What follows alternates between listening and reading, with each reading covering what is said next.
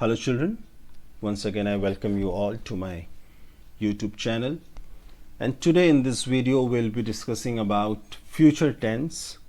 And in the previous videos we have already discussed about present tense and past tense, and I have posted the link of those videos in the description box and you can access it from there. And in this video we'll be discussing about future tense. As usual, future tense has also 4 subtenses, that is simple future tense, and then we have this future continuous tense, then we have future perfect tense, and then future perfect continuous tense. So first of all, we'll start with simple future tense. The simple future is a verb tense that is used to talk about things that haven't happened yet. It is used to talk about an action or condition that will begin and end in the future. So by this statement, it is very clear that what exactly simple future tense is all about. Simple future tense is something where we talk about things that have not yet happened or things that will happen in the future. We talk about those actions that will take place in the future. हम ऐसे actions को और incidents को इसमें include करते हैं जो भविष्य में होने वाले हैं, जो अभी तक नहीं हुए. For example, you can see it will rain tomorrow, he will play basketball. So these two sentences talk about future. ठीक है, कल बारिश होगी, you know, tomorrow, we are talking about tomorrow, that is something related to future. Then he will play basketball, वो basketball खेलेगा, means he has not yet played, or he will play, okay, वो खेलेगा. So these two sentences clearly show that, you know, this is what simple future tense is all about. Now we'll move on to the rule of simple future tense.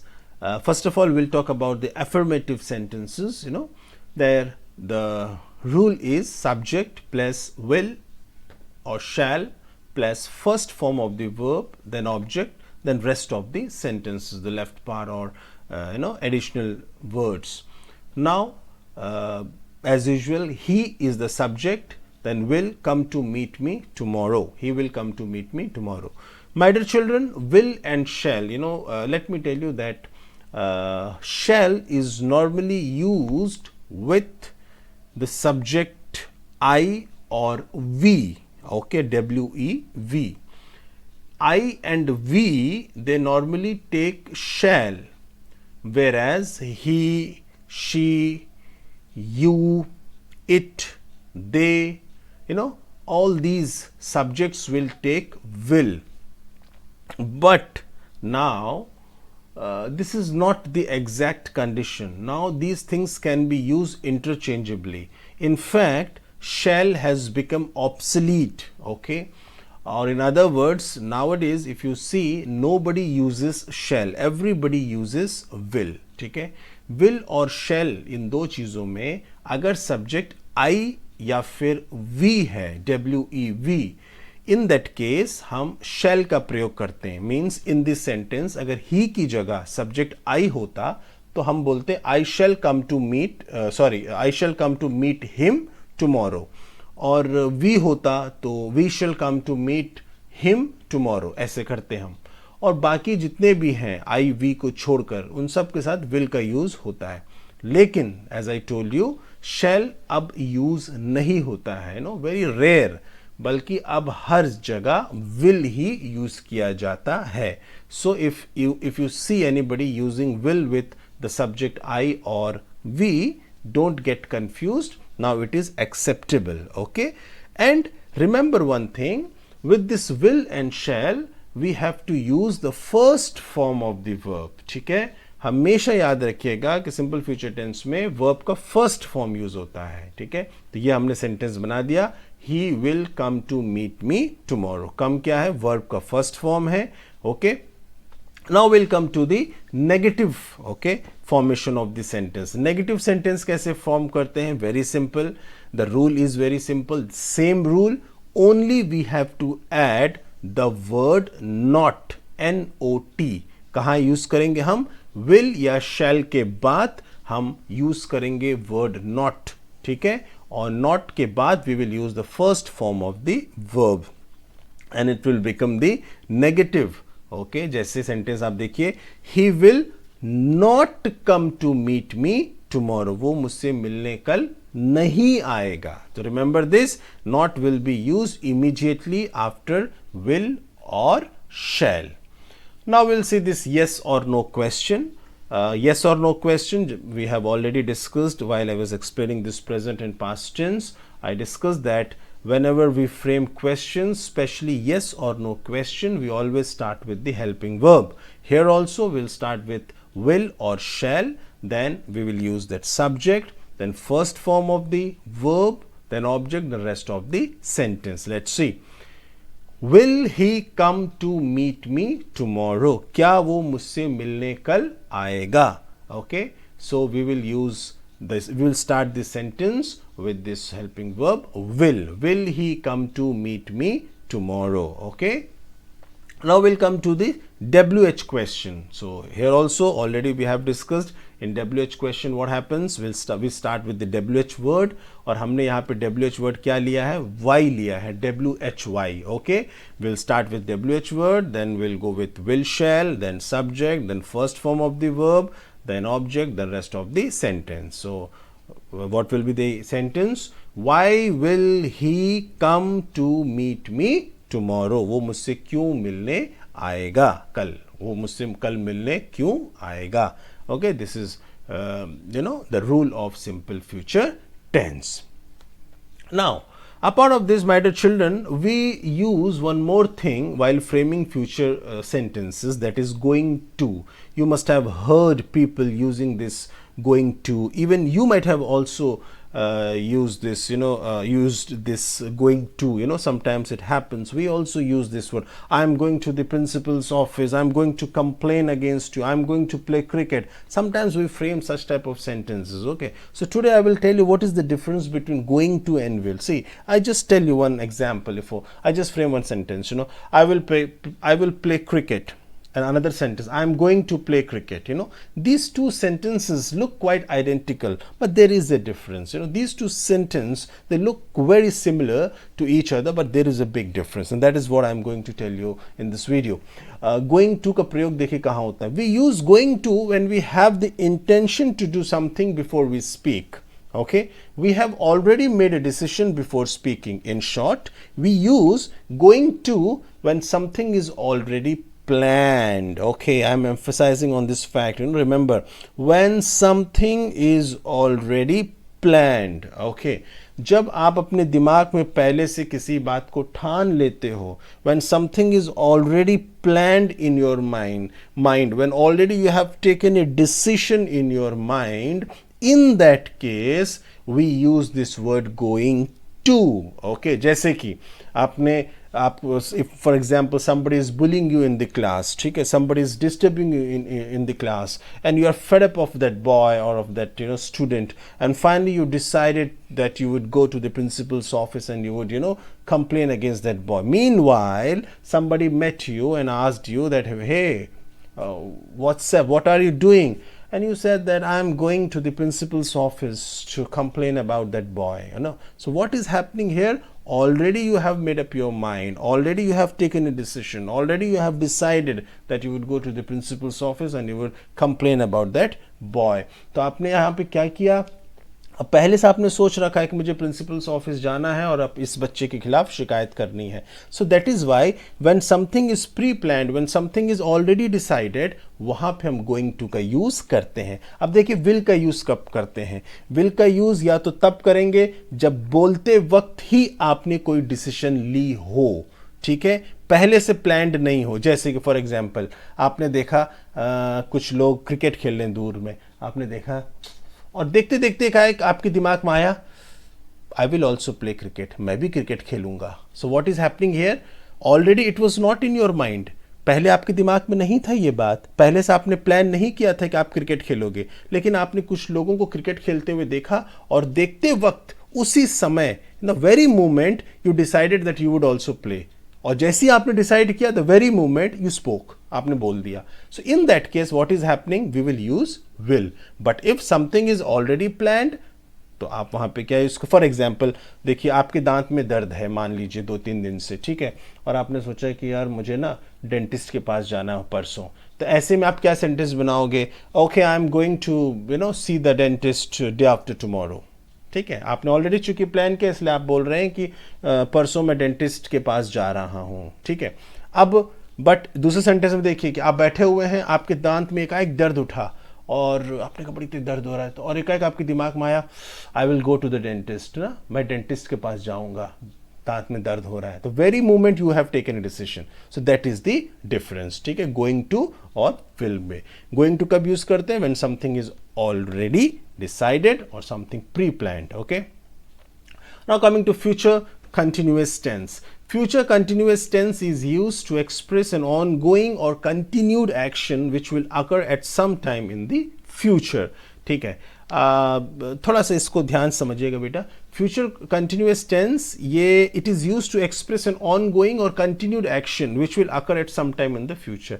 भविष्य में एक निर्धारित समय पर कोई एक घटना या कोई एक एक्शन कंटिन्यू कर रहा होगा, वहां पे हम फ्यूचर कंटिन्यूअस टेंस यूज करेंगे। See I will explain you this sentence, see I will explain this tense in a very simple way in your native language. Hindi में मैं आपको समझाऊंगा, you will be able to understand this tense. See, I personally believe that tenses should be explained in native language because the fact is a student can very easily correlate tenses when it is explained in his native language or in his mother tongue. Tenses एक ऐसी चीजें हैं जब वो mother tongue में समझाई जाए तो वो ज्यादा समझ में आती हैं, ठीक है। चलिए एक सेंटेंस हम बना लेते हैं। उदाहरण के तौर पे अगर कोई मुझसे ये कहता है कि एलिशा कल मैं तुम्हारे घर आ रहा हूँ शाम को 5 बजे, okay let's just I mean it's just an example, ठीक है। तो कोई मुझसे कहा कि एलिशा कल मैं तुमसे मिलने के लिए शाम को 5 बजे तुम्हारे घर आ रहा हूँ। अब मैंने एक सेंटेंस बनाया, कल 5 बजे तो मैं ट्यूशन पढ़ रहा हूँगा, okay. Remember just look at this sentence, ध्यान सुनिएगा। मैंने क्या बोला, व्हाट डिड आई से, कल मैं 5 बजे ट्यूशन पढ़ रहा हूँगा, means at that specific time one action will be in continuation.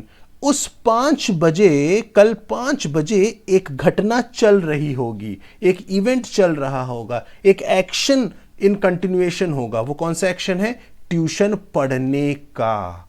That is called future continuous tense, यानी भविष्य में एक निर्धारित समय पर कोई कार्य चल रहा होगा तो we include it in future continuous tense. एक सेंटेंस देख लेते हैं, Elisha will be travelling around the world in December, ठीक है ना।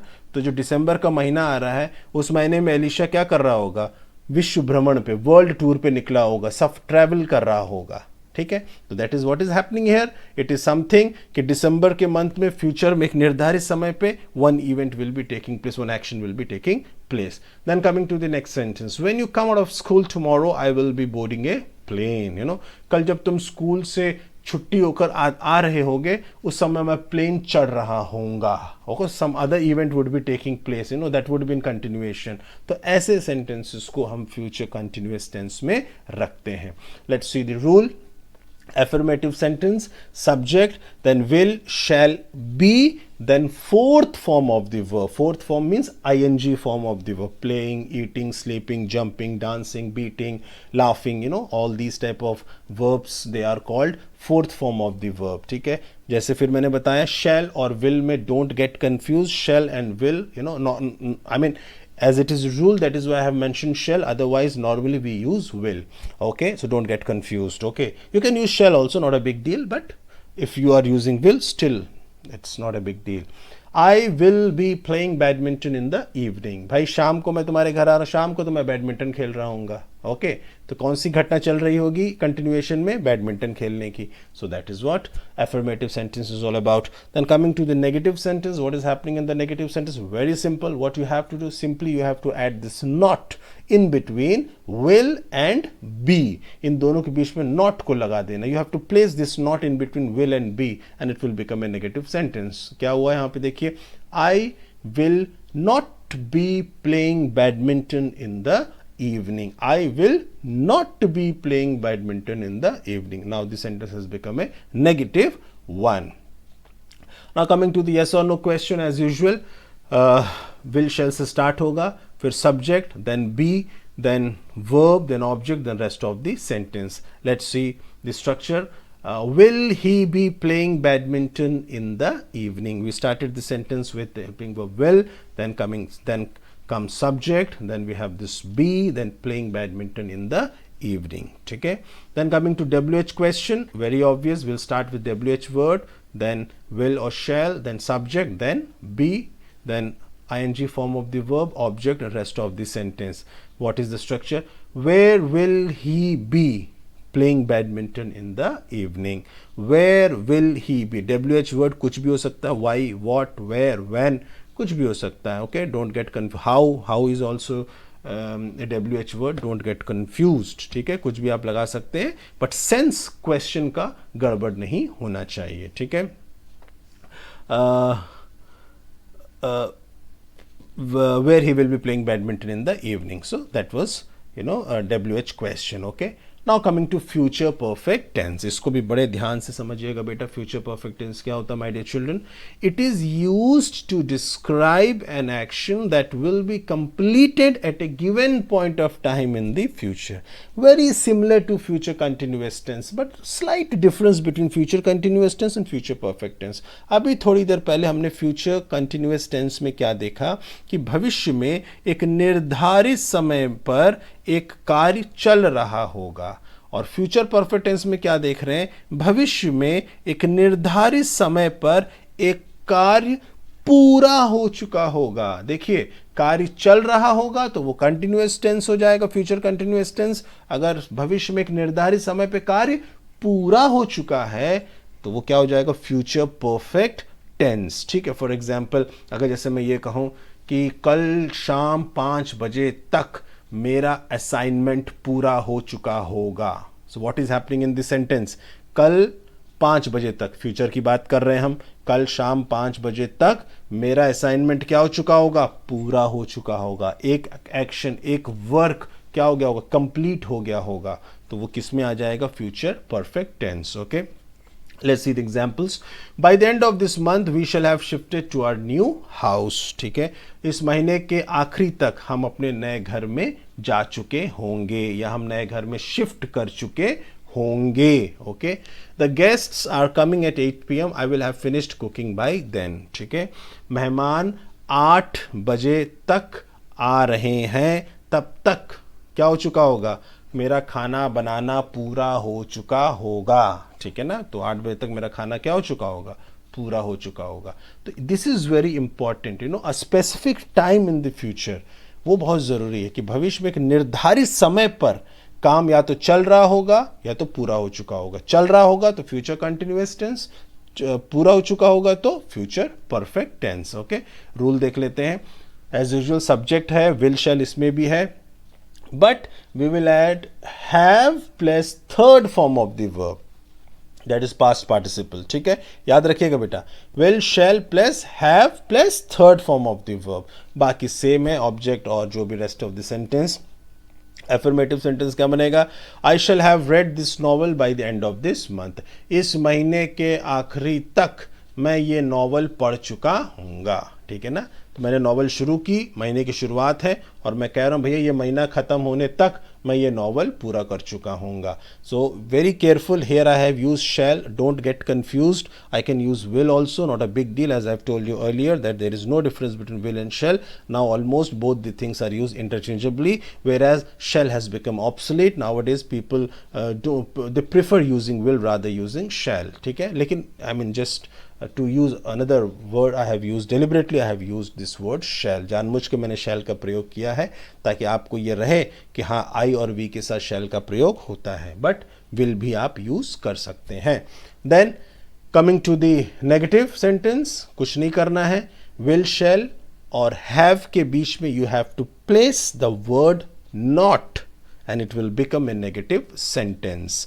See the sentence, I shall not have read this novel by the end of this month. Okay, I shall not have read. Okay, R-E-A-D, you know, although we write it as we are going to pronounce it as read, but no, if R-E-A-D is used after the helping verb has or have or had, then the pronunciation will be read. ठीक है, याद रखिएगा, R-E-A-D read पढ़ते हैं, लेकिन उसका third form जो होता है वर्ब का, उसमें उसको रेड पढ़ा जाता है. ठीक है, और ये हमेशा हैज़, हैव और हैड के बाद अगर R-E-A-D का वर्ड आया तो हम उसको प्रोनाउंस करेंगे red.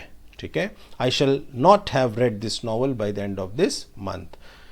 Then coming to yes or no question. Okay, very obvious. We'll start with will, shall, then comes the subject, then have, then third form of the verb, then object, then rest of the sentence. क्या बनेगा?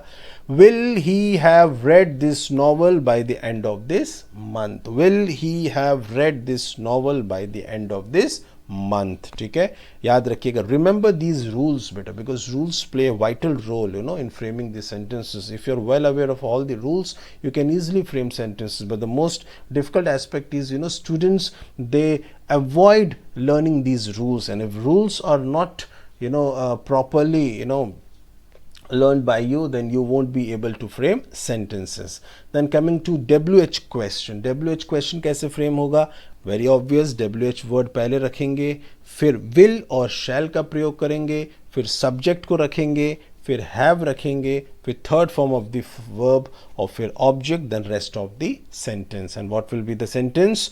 Why will he have read this novel by the end of this month? ठीक है, this is the sentence. Okay, I hope you have understood this aspect also. Now we'll move on to the last subtense of future tense, that is future perfect continuous tense. My dear children, let me tell you, this tense is very rare. Very often, seldom people use this tense ना. आपने इस tense में लोगों को बात करते हुए बहुत ही कम सुना होगा, और बहुत रेयर केस में ही लोग इस टेंस को यूज़ करते हैं अपनी बात रखने के लिए. ठीक है, नॉर्मली इस टेंस को लोग यूज़ नहीं करते. इसके बदले में लोग फ्यूचर कॉन्टिन्यूस टेंस यूज़ कर लेते हैं, प्रेजेंट कॉन्टिन्यूस टेंस यूज़ कर लेते हैं, या present perfect continuous tense use कर लेते हैं, but future perfect continuous tense जल्दी यूज़ नहीं करते. But it's not something that we will leave it. We have to learn it because it is a part of tenses. हमें आनी चाहिए.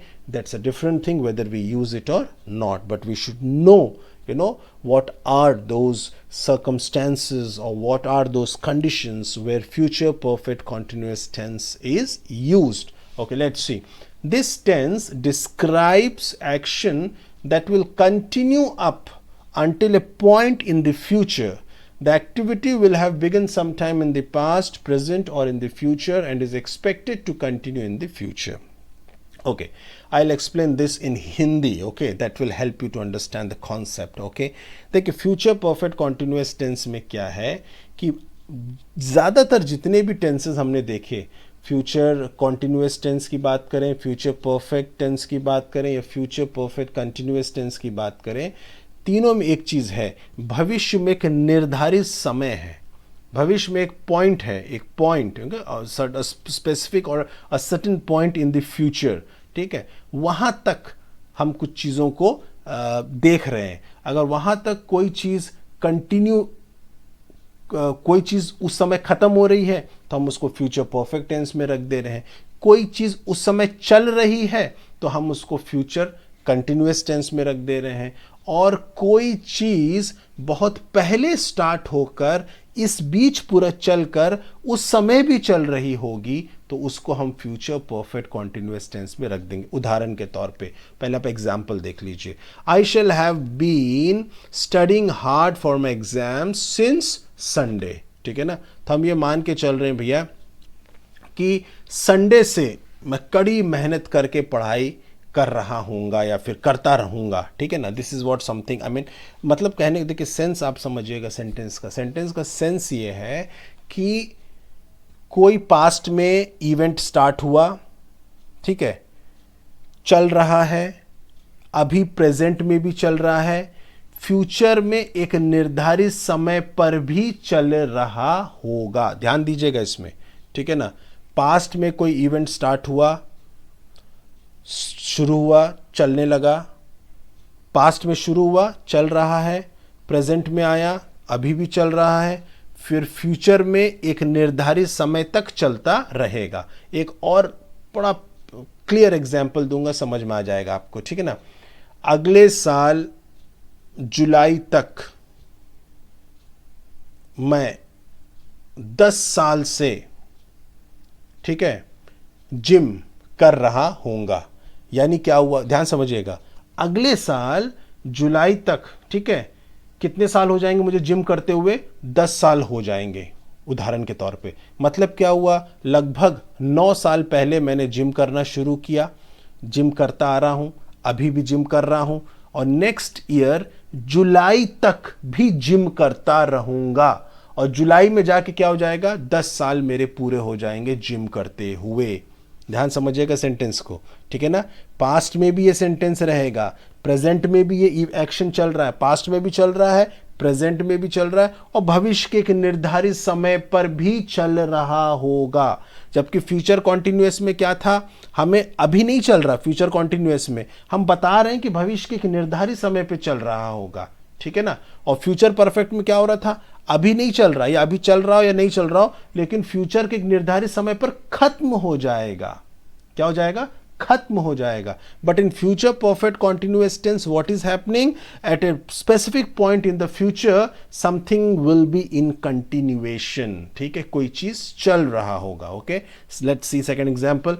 Bye tomorrow she will not have been coming to the office for 10 days. अब देख लीजिए, कोई office है में, for example कोई एम्प्लॉय है ऑफिस में, वो काफ़ी दिन से एब्सेंट चल रही है, ठीक है, और कल अगर वो नहीं आएगी तो कितने दिन से वो एब्सेंट चल रही है, 10 दिन पूरे हो जाएंगे। मतलब वो पहले भी नहीं आ रही थी काफ़ी दिन से, आज भी नहीं आई है और कल भी अगर वो नहीं आएगी तो कितने दिन से एब्सेंट हो जाएगा, 10 दिन का। मतलब लंबा सा एक्शन चल रहा है। ओके, वहां पे हम future perfect continuous tense use करते हैं, ठीक है। सब्जेक्ट देख लेते हैं, subject, then shall will have been, subject के साथ हम शैल विल का प्रयोग करेंगे, देन हैव बीन का प्रयोग करेंगे। याद रखिएगा बेटा, in future perfect tense what was happening, have plus third form of the verb, but in future perfect continuous tense have been plus fourth form of the verb. याद रखिएगा, fourth form of the verb आ जाएगा और एक been add हो जाएगा इसमें। Then for since, जो कि मैंने आपको पहले ही बताया है कि पीरियड ऑफ टाइम और पॉइंट ऑफ टाइम के लिए बात होती है। The rest of the sentence, he will have been teaching in the school for 1 year by next July. अगले साल जुलाई तक वो 1 साल से इस स्कूल में पढ़ा रहा होगा, ठीक है ना। Again I tell you that these specially this tense is very rare, you know, people seldom use this tense. लोग बहुत जल्दी इस टेंस का प्रयोग नहीं करते हैं सेंटेंस बनाने के लिए, but I will tell you कि हमको पता होना चाहिए, we should know this tense, you know, we should know all the tenses with their rules and examples. Okay, then coming to negative, negative very simple, we have to add not in between will and have been. Okay, see this example, he will not have been teaching in this school for 1 year by next July. He will not have been, this not will be placed in between will and have been.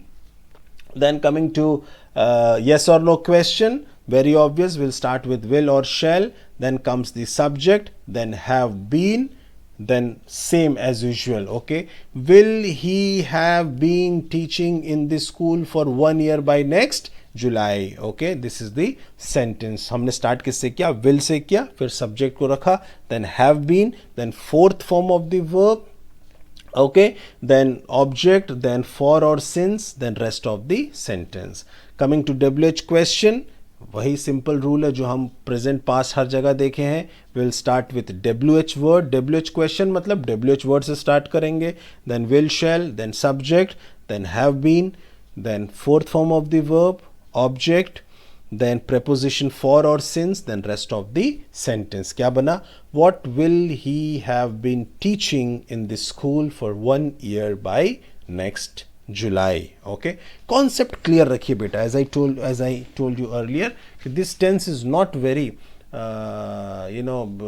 frequently used tense, but you should know the rules and regulations. Once again, I would like to brief you about this future perfect continuous tense. Future perfect continuous tense उन वाक्यों को हम शामिल करते हैं future perfect continuous tenses में जो past में या कभी शुरू हुई हैं, चलते हुए आ रही हैं, अभी भी चल रही हैं और भविष्य में एक निर्धारित समय तक भी चलती रहेंगी. ठीक है, एक निर्धारित समय तक. ठीक है, वहां पर हम उसको फ्यूचर परफेक्ट कॉन्टिन्यूअस टेंस में शामिल करते हैं. जैसे कि भैया मैंने 5 साल से पढ़ा रहा हूं एक स्कूल में, फॉर एग्जाम्पल. ओके, तो कैसे सेंटेंस बनेगा? भैया मैंने 5 साल पहले ज्वाइन किया था. ठीक है, तो मैंने इधर 5 साल पढ़ा है और मैं ये कह रहा हूं कि अगले साल जुलाई में मैं 6 साल से पढ़ा रहा हूँगा. मतलब क्या हुआ? 5 साल पहले स्टार्ट किया, अभी भी पढ़ा रहा हूं और नेक्स्ट ईयर जुलाई तक भी पढ़ाता रहूंगा. Continuation, continuing, something is continuing. So there we will use this future perfect continuous tense. I hope these tenses are very clear to all of you. Still, if you have any confusion, you can ask me in the comment section and I'll be responding to your queries and I'll help you out. Whatever confusion you have, please feel free to ask me. And here we come to the end of all these tenses. We have discussed all these tenses in 3 different videos, and for each tense I have uploaded one separate video, and all the description of those 2 earlier videos have been posted. Link has been posted in the description and you can have access of those videos. So I hope everything is quite clear to all of you. So that was all from this video. Take care. God bless you.